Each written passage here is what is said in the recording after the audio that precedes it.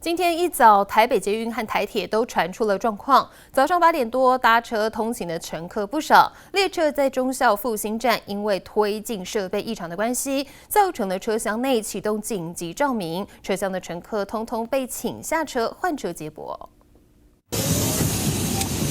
上班通勤赶时间，台北捷运车厢内灯光突然暗了一半，乘客被请下车，月台瞬间挤满人潮。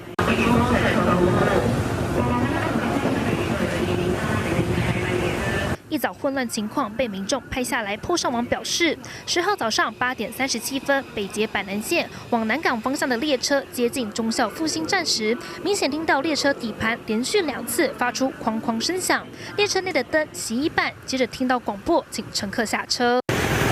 民众紧急换下一班列车搭乘，就因为上一列车推进设备异常，自动停车，车厢的供电设备改为紧急照明。还好突发的状况约3分半钟就排除。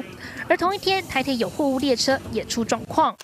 台铁人员在轨道间来回确认，早上10点多，台铁7501次货物列车行经双溪到三貂岭间西正线时，后部手车2轴意外出轨，造成这阶段一度采单线双向通行，还有其他列车因此延误。13点33分开往苏澳41784区间车大约晚38分。